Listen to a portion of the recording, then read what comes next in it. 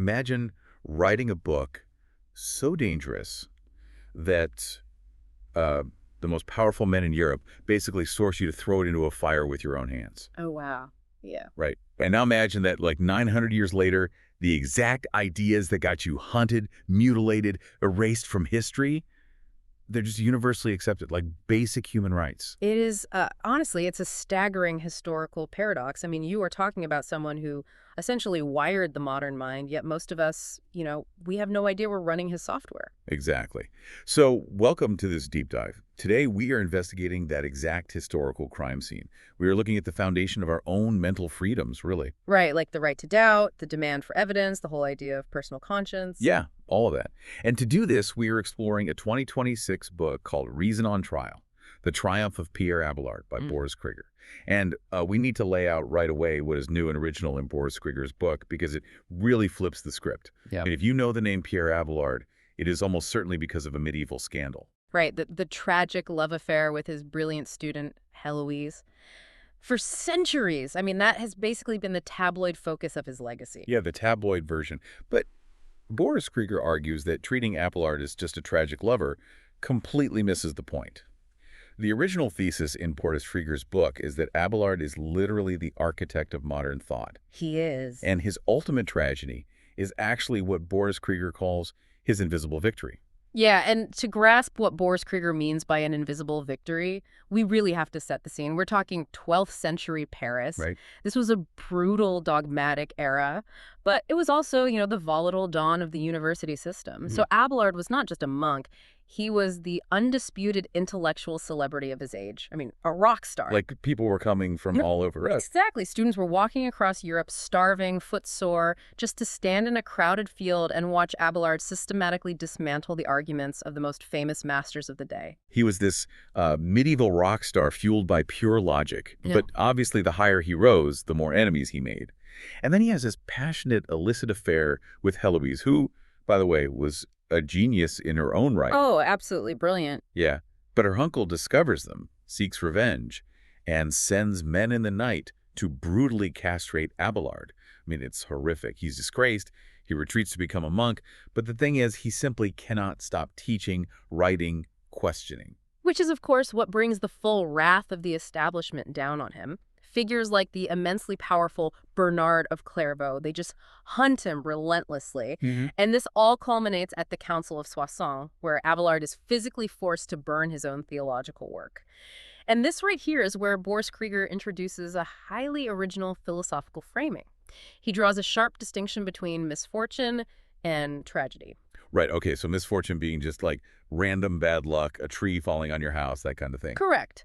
But Abelard's life, Boris Kriger argues, aligns perfectly with the ancient Greek model of tragedy. Oh, interesting. Yeah, he was not destroyed by a random cosmic accident, Yes. right? He was destroyed by the exact same qualities that made him a genius. His relentless honesty, his refusal to let a flawed argument stand. He just couldn't compromise the truth for the sake of polite society.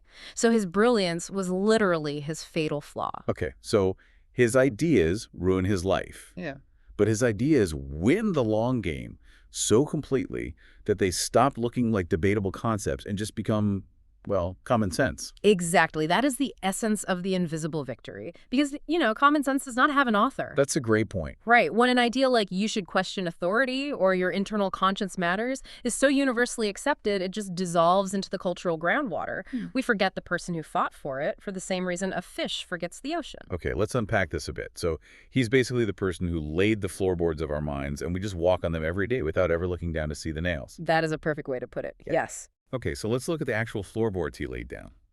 The very first one sounds, on the surface, like a late-night dorm room debate. Oh, yeah, it really does. But Boris Kriger reveals how it directly dictates whether we control our societal systems today or whether they control us. It's called the problem of universals. Right. This was the defining philosophical battlefield of the 12th century. The core question is really about how we categorize reality. So imagine two red apples sitting side by side. Yeah, got him. You have the specific physical material of the first apple and the specific physical material of the second apple. But where is redness itself? Is redness a third, separate, invisible thing floating in the universe that both Apple somehow participate in? Well, Abelard's old teacher, William of Champeau, argued yes. He believed in realism, right?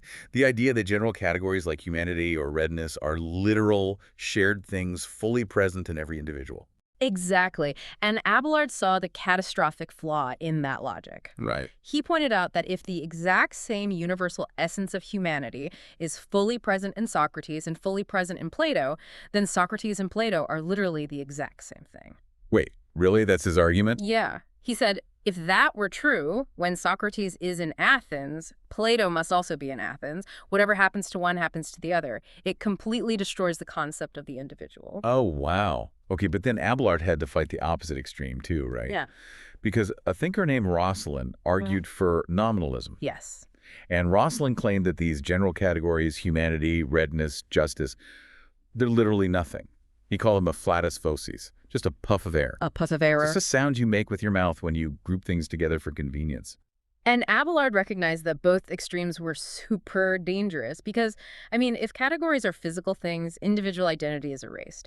But if categories are just meaningless puffs of air, then truth and shared reality do not exist. So he carved out this brilliant middle path.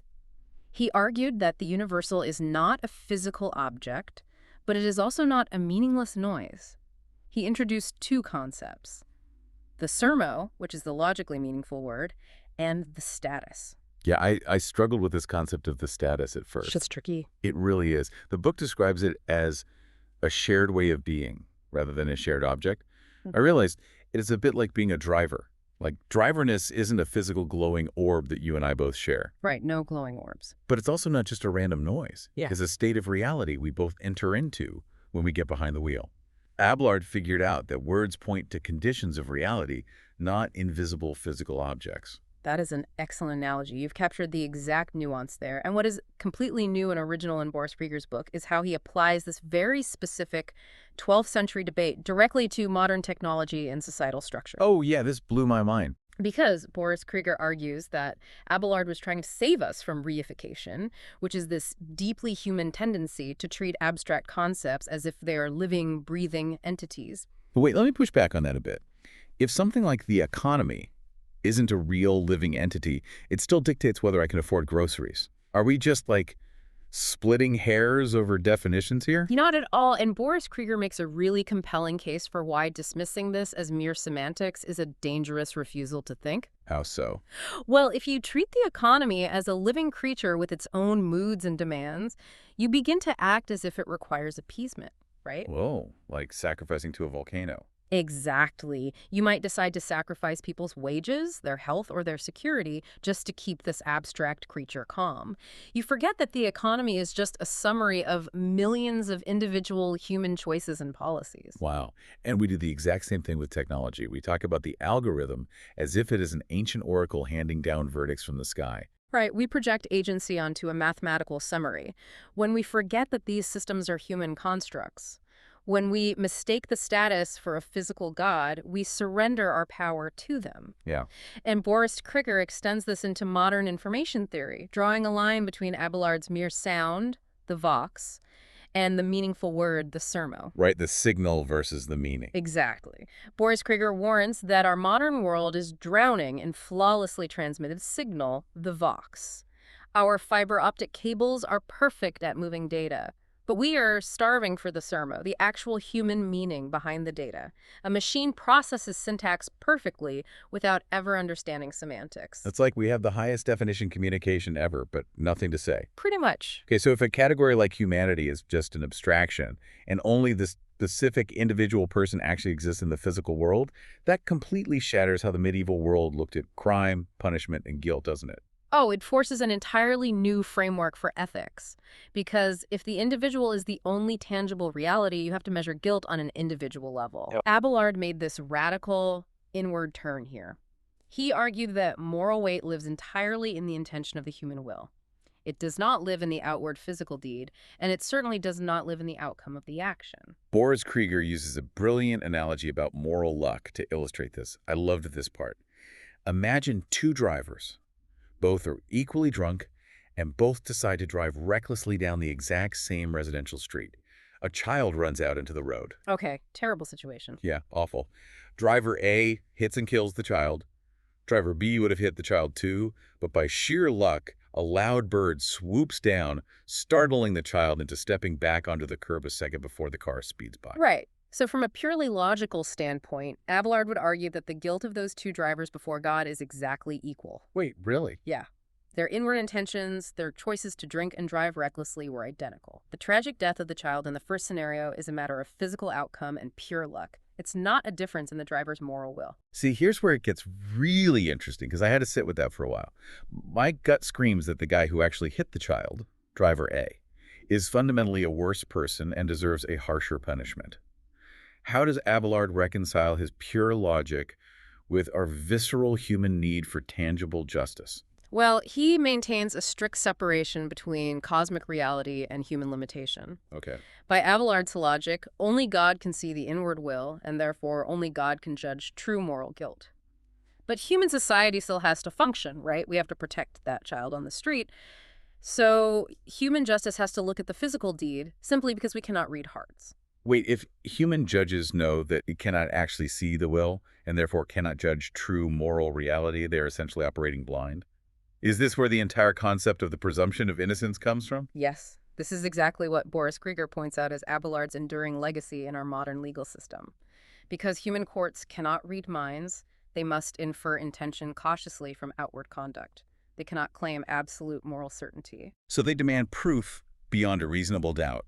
Precisely. The foundational principle that it is better for 10 guilty people to go free than for one innocent person to suffer is, at its core, an institutionalized form of humility. Oh, wow. Never thought about it like that. It is a systemic admission that human beings cannot see the soul. Abelard isolated the true seat of guilt, the inward choice, and forced human law to recognize its own limits. But I mean, if the human heart is a black box, and the outcome of an action is often just moral luck, you're left with a pretty terrifying question. Who actually has the authority to declare the truth? Like, if a medieval judge can't read a man's soul, how can we trust any authority figure, even the church, to dictate reality? Well, you follow Abelard's ultimate weapon, productive doubt. You have to remember the intellectual climate he was fighting against back then. Right. The prevailing attitude was championed by thinkers like Anselm, who famously declared, "Believe in order to understand." Meaning, you must accept the doctrine on faith first, and perhaps later God would grant you the comprehension of it. Don't question it, just believe it. And Abelard completely flips that equation. He says, understand in order to believe. Exactly. He demanded that human reason do its work first. He argued that a rational creature owes it to themselves to inquire, to weigh conflicting evidence, and to give assent only when their understanding warrants it. Blind faith was, to him, unworthy of a free and rational mind. And he actually put this into practice, didn't he, with a book called Sic et Non, which translates to yes and no. And he did something that must have been incredibly shocking to a 12th century reader. Oh, highly scandalous. He gathered quotes from all the revered authorities, saints, popes, scripture, and he deliberately placed their conflicting statements side by side. And the kicker is, he offered zero resolution. He just left the contradictions sitting there clashing on the page. He was trying to induce a state called aporia. Right, it's a productive puzzlement. It's that uncomfortable tension you feel in your brain when two things you respect completely disagree with each other. Yes, and this leads to another major original insight in Boris Kriger's book. Boris Kriger maps Abelard's method of forced contradiction directly onto modern strategies for preserving collective judgment.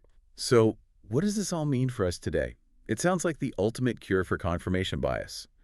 I mean, instead of doom-scrolling for articles that prove us right, Abelard is telling us we have to actively build the strongest possible case against our own beliefs before we're allowed to hold them. Exactly. Actually, wait, this sounds exactly like the 10th man doctrine in modern intelligence and risk management. The rule where, if everyone in the room looks at the same data and reaches the exact same conclusion, one person is deliberately assigned to build the absolute strongest case against that consensus, just to prevent groupthink. Did Abelard invent that? According to Boris Kriger's analysis, yes. Abelard was effectively institutionalizing the 10th man rule 9 centuries ago. That is wild. He knew that absolute certainty is the death of inquiry. If you want to arrive at actual truth, you have to tolerate the profound discomfort of unresolved tension. You have to sit with the yes and the no and force your mind to work through the friction until real understanding emerges. Boris Kriger argues that Abelard was trying to build a defense mechanism against echo chambers. Because if you don't do that work, you aren't holding a belief. You are just holding a dead dogma that someone handed to you. You are repeating the vox without understanding the sermo. Precisely. And Boris Kriger warns that this method of doubt is not just a historical curiosity, It is a critical survival skill in our modern information ecosystem. Oh, absolutely. We live in an era where algorithms are explicitly designed to shield us from aporia. They feed us the yes and hide the no to keep us comfortable and engaged. So Abelard's demand to understand in order to believe requires us to actively seek out the friction that our technology is trying to eliminate. Looking at the sheer scale of what Abelard set into motion, it is almost difficult to comprehend. The right to doubt authority, the presumption of innocence in a courtroom, the demand for evidence, and the supremacy of personal conscience. It's massive. We treat these concepts like gravity, just natural forces of the universe.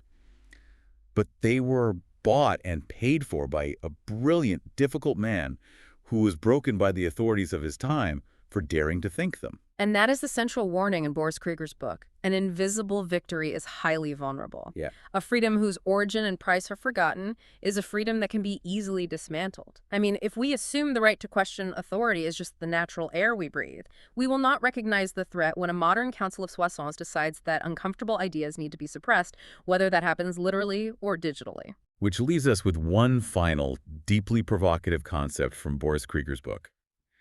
At the very end of his life, battered, condemned, living in exile, Abelard wrote an unfinished dialogue called The Truth Among the Pagans.